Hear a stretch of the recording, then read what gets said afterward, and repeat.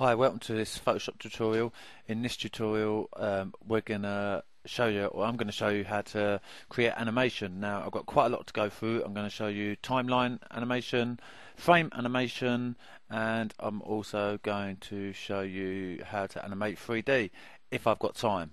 So let's just go back to fill, deselect, like that, fine. Right, now, when you open up your timeline, you will get this down here. It says create frame animation, or you can create video timeline. Let's start with create frame animation. I've got a new layer.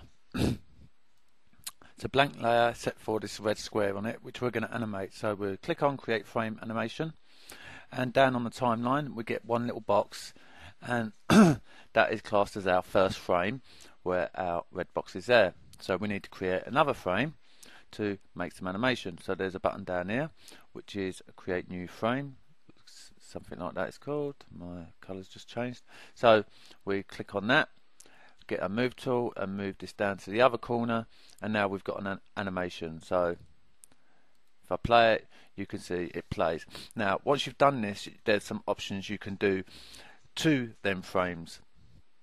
You can start of all come down to where it says once and change that to forever. Now when you press play, it will just keep doing it.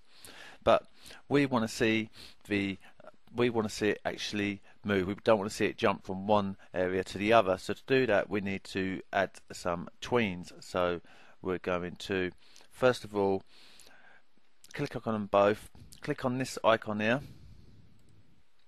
tween, and we'll add say 8 frames in between. And now we're going to shift select all of them, and just in the corner of any one of the frames you'll see a little arrow with 0 behind it next to it. That means that there's no time between each one, it's instant. So we want to change that to probably 0.2. Now when we press play, you can see it moving along like so. If we wanted to, we could make that even faster, maybe 0.1, press play, and it goes even faster. So that's basic frame animation. Let's now talk about timeline animation. So let's go back to our history and we'll go deselect, and we'll go create video timeline, create video timeline, and now we've got this to look at. So if we scroll down on this little squirrely, we've also got this, which is our CTI, current time indicator, something like that. We've got our controls there, CS6. We're going to animate this. We're going to animate the position, the opacity, and the style. So the position, what we've done is we set a keyframe by clicking on the stopwatch. So that's recorded the position, the opacity, and style as it is now in this state. So we're going to move to say 2 seconds. And we're going to change each of these. First of all, we'll change the position. So if we move the position there, it will automatically record another keyframe because the position state has changed. It's moved through time and it's laid down a keyframe. The opacity will also set down to say 50-odd%. And the style, what we need to do, go back to the beginning, double click on it to open up layer styles, because that's what the style means. Just do color overlay, leave it at red, and then come to the next keyframe. An easy way to jump to your next keyframe is these little arrows beside these little yellow dots. These little yellow dots indicates that there's keyframes on that property. You just there, and then open up layer styles again, color overlay. Let's change it to blue. Click OK. Click OK. Let's bring our work area down so we don't have a lot of blank area where there's, or just static, because we haven't animated it.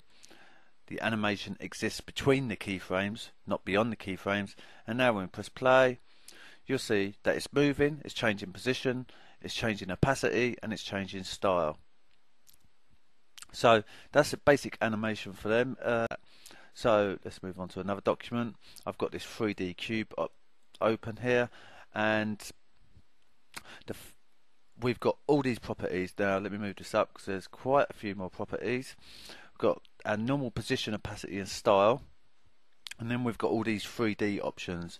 So let's start with just the normal ones. Well, we know what position, opacity and style does. When you're on the move tool and with 3D, you automatically, and you've got a 3D, you're on a 3D layer, you automatically get these options here. If you just want the move tool and you don't want to use one of these 3D tools, just hold down the control and you can move it. And that's basically for the position. The opacity we explained before and the style we explained before. So let's just do the 3D options.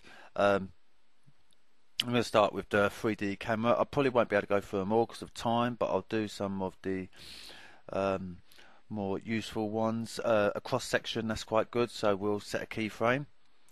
We'll move forward and we'll open up our 3D panel. Right, and then you click on the scene on the 3D panel, and then you get this option here, cross section. This is different in CS5, but you'll see it.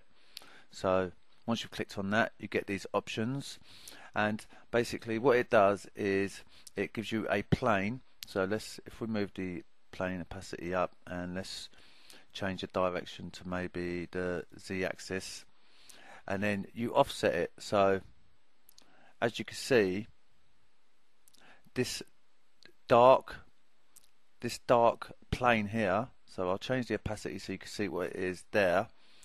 That is our cross section, and wherever that is in the 3D object is basically where it's going to cut it. So if I animate it, it will explain it better. So we'll start at the beginning, and we'll start with it basically fully in show, so like so, and then we'll come to our next keyframe and we'll take it out of view. So that plane has totally cut away that cube now. So as we animate it, it brings it back and it takes it away. Really could do with more explaining, but I just really haven't got time. The 3D meshes, to animate the 3D meshes, you need to be on this bit, this option here, cube wrap, not on the cube material, on cube wrap. We'll set a keyframe. First of all, let's turn off that cross section, like so. So you need to be on cube wrap, not cube material. We'll set a keyframe. We'll go forward a little bit, and then we'll spin it round, and there you've got your animation of your 3D object. So that's good. Let's delete them. 3D materials is another one. So we can come to now cube material. Let's create a bump map. So we're going to go new texture, click OK. We're going to edit that texture, and we're just going to give it a filter, noise, add noise, click OK, close it, save it, yes. And then on the materials we'll set a keyframe, we'll move forward, and then we'll take that bump map up high like so, and you can see that's animated the bump. So as we move forward in time, we see that bump mapping being created. Get my words right. So lights are the same. Light is the same. Let's come to the light tab. So, or we can just come to infinite light, like so. In fact, let's just remove that bump material. Just take the bump down. Infinite light, or you can come to the light tab and set a keyframe. Move forward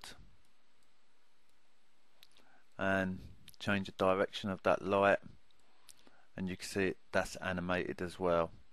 So it's real basic stuff really. There's nothing too technical about it. There's a lot more options, as you can see, scene, there's render settings and other stuff that you can play with, but that's basically how you create animation, frame animation, timeline animation and 3D animation. Thanks for watching. I wish I had more time to explain more, but I haven't, so I'll see you next time.